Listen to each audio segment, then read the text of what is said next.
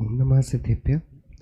तिक्कालनिच्च विषमं शैलं सवत्थ संभवं चित्तं जुगवं जानति जोन्नम अहो हीणाणस्य माहप्पम। आदरणीय अध्यक्ष महोदय, सम्माननीय विद्वज्जन, गुरुजन, मंच और सभी साधर्मी मोक्ष भाइयों और बहनों, विषय है केवल ज्ञान की प्राप्ति और उसका फल। कुछ ही क्षणों में यहाँ पर तीर्थंकर आदिनाथ भगवान कैवल्य को प्राप्त करेंगे और उनकी दिव्य देशना से हम सभी अभिभूत होंगे। लेकिन यह केवल ज्ञान है क्या, इसकी प्राप्ति कैसे होती है और क्या घटित होता है इसकी उपलब्धि होने पर, ये मेरा संक्षिप्त में विषय है। नाम ही बड़ा अटपटा है, केवल ज्ञान। केवल का मतलब हम समझते हैं, मुझे केवल ये चाहिए। केवल मतलब बस, जो अकेला हो। और गजब की बात यह कि आगम में इस ज्ञान की संज्ञा भी है असहाय। कैसा अजीब सा शब्द है असहाय। आप में से किसी को असहाय होना अच्छा लगेगा? कहीं आप निर्जन अकेले बैठ जाएं और आपकी सहायता को कोई ना हो, ये भयभीत हो जाने वाली बात है या ये निडरता की सूचना है? केवल ज्ञान, इसमें जो केवल शब्द है ये असहाय का सूचक है, जिस ज्ञान को किसी की सहायता की आवश्यकता नहीं है। बेचारा वो होगा जो सहायता की अपेक्षा करे और उसे निर्जन अकेला छोड़ दिया जाए। जो स्वयं अपने आप में पूरा है, उसे किसी दूसरे की यदि अपेक्षा हो तो वह उसे अपनी खुददारी पर प्रश्न चिन्ह सा जान पड़ता है। तो इस ज्ञान को कैवल्य कहते हैं, क्योंकि जब यह उपयोग एकदम अकेला होकर अपने तक सीमित होता है, तब ये अकेला कैवल्य ज्ञान उपलब्ध होता है। और जब यह कैवल्य ज्ञान अकेला उपलब्ध होता है, तब इसका स्वरूप ऐसा होता है कि आत्मा जो अपने असंख्य प्रदेशों में विस्तारित है, वह इस पूरे लोक को पी जाता है। वह सर्वज्ञाता सर्वज्ञ होकर पसरता है। आचार्य पूज्यपाद देव ने तत्वार सूत्र ग्रंथ की टीका सर्वार सिद्धि में सबसे पहले केवल ज्ञान की व्युत्पत्ति बताई। उन्होंने बोला, अर्थी जन जिसके लिए बाह्य और अभ्यंतर तप के द्वारा मार्ग का केवन अर्थात सेवन करते हैं, वह केवल कहलाता है। आप सभी को केवल ज्ञान इष्ट है या नहीं? आप सभी चाहते हैं कि हमारे जीवन में केवल ज्ञान का उद्भव हो? चाहते हैं या नहीं? आवाज ही नहीं आ रही है पूरे इतनी बड़ी। आप सभी केवल ज्ञान चाहते हैं या नहीं? अच्छा, केवल ज्ञान हम सभी के जीवन का लक्ष्य है। तो जो भी हमारा प्रयत्न है वह किसके लिए है? इस केवल ज्ञान की उत्पत्ति के लिए। तो क्या स्वरूप है इस केवल ज्ञान का? कि आगम में इसको दर्पणवत बोला। जैसे आपने आईने के समक्ष अपना चेहरा देखा, आपको आईना दिखाई दिया या चेहरा दिखाई दिया? क्या दिखाई दिया?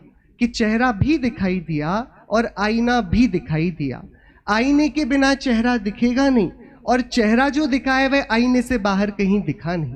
ऐसे ही जब एक आत्मा का शुद्ध उपयोग अपने स्वरूप को देखता है, तो यह चैतन्य वस्तु ऐसी दर्पणवत है कि इसमें पूरा लोकालोक अपने आप झलकने लगता है। लोगों को लगता है कि भगवान विश्व को जान रहे हैं, हमें लगता है कि हम चेहरे को देख रहे हैं, सामने जो दिखाई दे रहा है वह तो आईना है। ऐसी एक चैतन्य आत्मा दिखाई देता है और उसमें पूरे लोक का दिग्दर्शन होता है, जिसे कैवल्य, जिसे केवल ज्ञान, जिसे सर्वज्ञता कहा जाता है। ये प्राप्त कैसे होता है? इसकी विधि हम सभी ने बचपन से ही पाठशालाओं में पढ़ी है।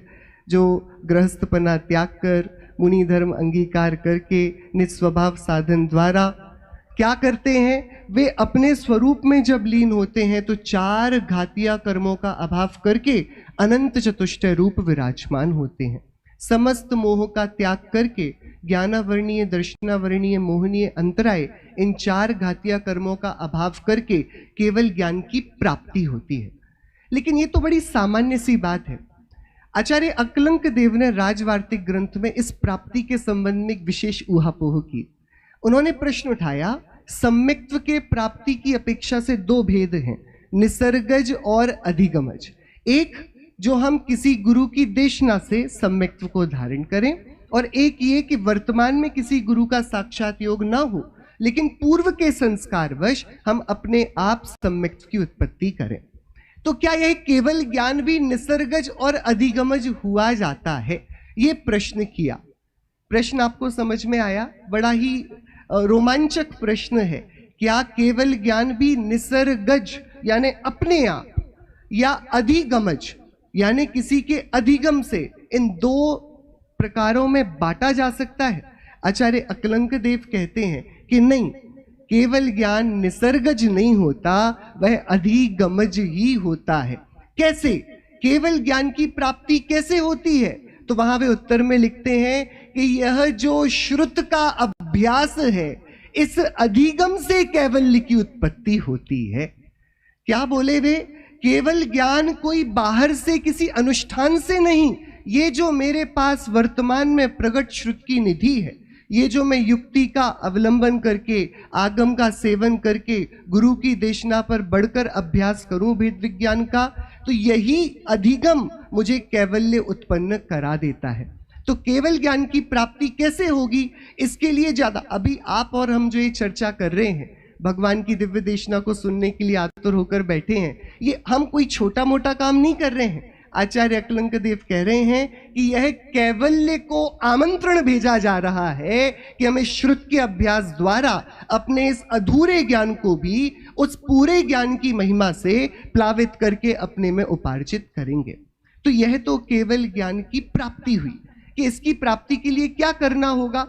वहां शिष्य ने प्रति प्रश्न किया, चारित्र से तो उत्पन्न होगा ना केवल ज्ञान? तो आचार्य देव ने फिर उत्तर दिया, अरे वह चारित्र भी तो अधिगम से होगा। चारित्र के लिए भी तो श्रुत की, भगवान की देशना एक उपाय है। तो कैवल्य कहो चारित्र से, चारित्र कहो उस श्रुत के अभ्यास से, तो कैवल्य की उत्पत्ति का और चारित्र की उत्पत्ति का जनक एक तीर्थंकर की देशना का अभ्यास, इस श्रुत का अभ्यास, वेद विज्ञान का अभ्यास कहलाता है। तो प्रश्न उठा, अच्छा इस कैवल्य का फल क्या है? इस कैवल्य का फल है एक विशिष्ट शब्द आचार्य कुंदकुंद देव और आचार्य अमृतचंद्र देव ने प्रवचन सार ग्रंथ में प्रयुक्त किया, ज्ञप्ति परिवर्तन। हमारी सारी क्लेश परंपरा का जो कारण है कि हमारा उपयोग झपट्टे मारता है, छलांग मारता है, इस विषय की डगार से उस विषय की डगार पर, और इससे हमारा ज्ञान क्रमशः होने से आकुलता और राग द्वेष की उत्पत्ति का भाजन बनता है।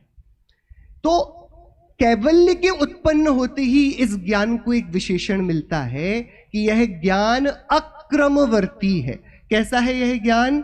अक्रमवर्ती, इसमें क्रम नहीं पड़ेगा। जैसे हम किसी चित्रपट को देखते हैं तो पूरा चित्र भरपूर एक दिखाई देता है, इधर उधर हमें नजर नहीं फेरनी पड़ती, ऐसे ही समस्त द्रव्यों की अनंत अनंत भूत वर्तमान भविष्य की पर्यायों को वह केवल ज्ञान एक चित्रपट की भांति एक साथ देखता है। तो उसके देखने में क्रम नहीं पड़ता, देखने में क्रम नहीं पड़ता तो ज्ञप्ति परिवर्तन नहीं होता, ज्ञप्ति परिवर्तन नहीं होता तो क्लेश परंपरा का, विकल्प परंपरा का जन्म नहीं होता, और विकल्पों का अभाव होने से उसका फल सुख, सुख और सुख यह उपलब्ध होता है। जे त्रिभुवन में जीव अनंत, सुख चाहे दुखते भयवंत।